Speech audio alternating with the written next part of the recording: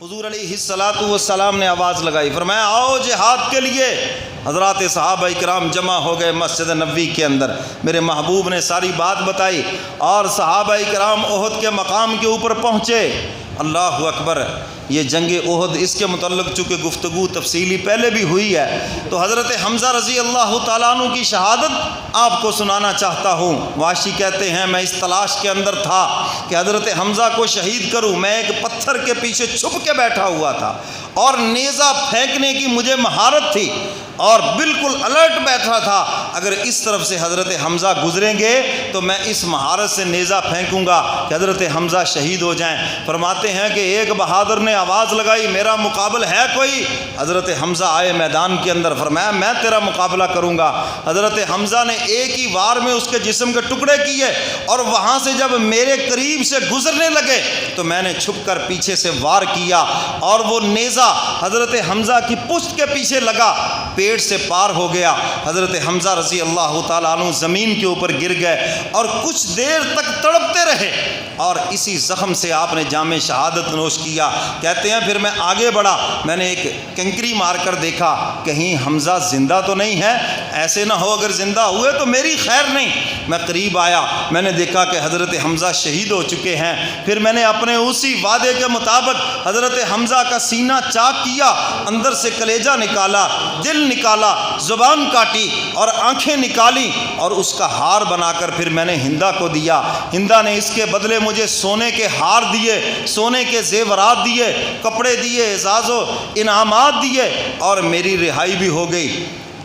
حضرت واشی بعد کے اندر مسلمان ہوئے۔ واشی کہتے ہیں حضور علیہ الصلوۃ والسلام، اللہ اکبر، میرا محبوب کس قدر رحمت للعالمین ہے، حضور کی رحمت پر بھی قربان جائیں، حضور کے معاف کرنے پر بھی قربان جائیں۔ محبوب معاف کرنے پہ آئے تو اس قاتل کو بھی معاف کر دیا۔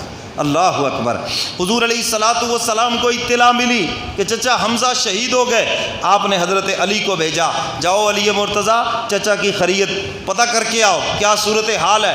آ کے عرض کیا اللہ کے محبوب، چچا کی لاش تو دیکھنے کے قابل بھی نہیں ہے، چچا کی لاش کے 11 ٹکڑے ہو چکے ہیں اور آپ کا کلیجہ نکالا جا چکا ہے، آنکھیں نکالی جا چکی ہیں۔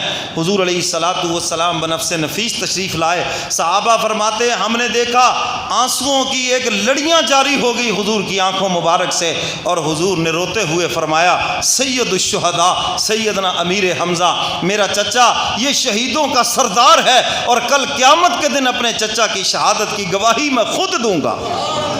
کسی کی شہادت کی گواہی بدر کا میدان دے گا، احد کا میدان دے گا، حمزہ میں تیری عظمت پہ قربان جاؤں۔ حضور فرما رہے ہیں کہ چچا تیری شہادت کی گواہی خدا کے دربار میں خود دوں گا۔ اور حضور فرماتے ہیں اگر مجھے اپنی پھوپھی کا اندیشہ نہ ہوتا میں اپنے چچا کی لاش کو یہیں پڑا رہنے دیتا، پرندے نوچ کے کھا جاتے، درندے کھا جاتے جسم کے ٹکڑوں کو، اور کل قیامت کے دن حشر کے میدان میں میرے چچا کی لاش کے ٹکڑے کسی پرندے کے پوٹے سے نکلتے، کسی جانور کے پیٹ سے نکلتے، اور میں اپنے چچا کی مظلومیت اپنے رب کے سامنے خود بیان کرتا۔ اللہ اکبر۔ حضور علیہ الصلوۃ والسلام کی پھوپھی حضرت صفیہ کو پتہ چلا بھائی شہید ہو گیا اور لاش کی بے حرمتی مسلح کیا ہے کافروں نے، بھاگی آ رہی ہیں۔ حضور کو پتہ چلا، فرمایا کہ میری پھوپھی کو روک دو اور بتا دو کہ بھائی کی لاش دیکھنے کے قابل نہیں ہے۔ حضرت صفیہ کے بیٹے سے حضرت زبیر سے کہا کہ جاؤ جا کے اپنی اماں سے کہو حضور نے حکم دیا رک جاؤ، یہ ہے اتباع، چاہے خوشی ہو یا غمی ہو۔ حضور نے فرمایا رک جاؤ، وہیں رک گئی۔ کہا روکو میری پھوپھی کو میت پر نہ آنے دو، کہا روکو میری پھوپھی کو میت پر نہ آنے دو، او دل زخمی کو نیا زخم نہ کھانے دو۔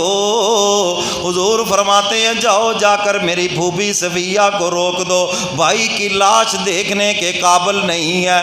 وہ رک گئی حضور کا حکم مان کر، اور اپنے بیٹے سے کہنے لگی جا کر حضور کی خدمت میں عرض کرو مجھے پتہ چل گیا ہے کہ میرے بھائی کی لاش کے ٹکڑے ہو گئے ہیں۔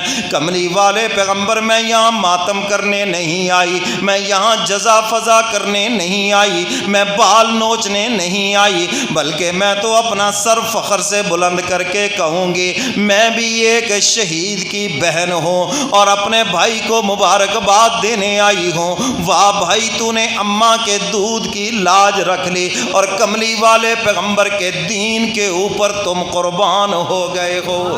حضور علیہ الصلوۃ والسلام کو جب پتہ چلا کہ پھوپھی کے یہ جذبات ہیں، میرے محبوب نے اجازت عطا فرمائی، حضرت صفیہ رضی اللہ تعالی عنہا تشریف لائیں اور بھائی کی لاش کے اوپر آ کر کھڑی ہیں۔ اس بہن کی عظمت کے اوپر کیوں نہ قربان جاؤں، اس کے حوصلے اور صبر کے اوپر کیوں نہ قربان جاؤں۔ بھائی کی لاش کے 11 ٹکڑے آنکھوں کے سامنے ہیں اور کوئی جزا فضا نہیں، آنکھوں سے آنسو ہے، اور کہتی ہیں الہ العالمین جو تجھے منظور ہے وہی ہمیں منظور ہے۔ میرے کملی والے پیغمبر فرماتے ہیں فَإِنْ عَاقَبْتُمْ فَعَاقِبُوا بِمِثْلِ مَا عُوقِبْتُمْ بِهِ۔ میرے کملی والے پیغمبر فرماتے ہیں جب مجھے کافروں پہ غلبہ ملا میں اس کے بدلے 70 کافروں کے ٹکڑے کروں گا، مسلح کروں گا۔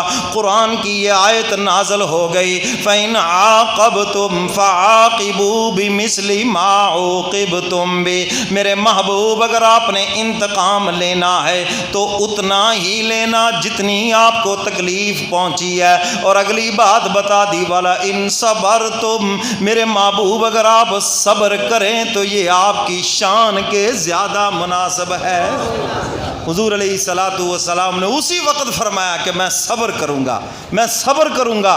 میرے محترم سامعین، حضور علیہ الصلوۃ والسلام کے چچا حضرت حمزہ رضی اللہ تعالیٰ عنہ یہاں شہید ہوئے احد کے میدان کے اندر، اور اللہ کی شان جب تدفین کا وقت آیا تو ان کے جسم پر جو چادر ڈالی گئی، سر پہ ڈالتے ہیں تو پاؤں ننگے ہیں، پاؤں پہ ڈالتے ہیں تو سر ننگا ہے۔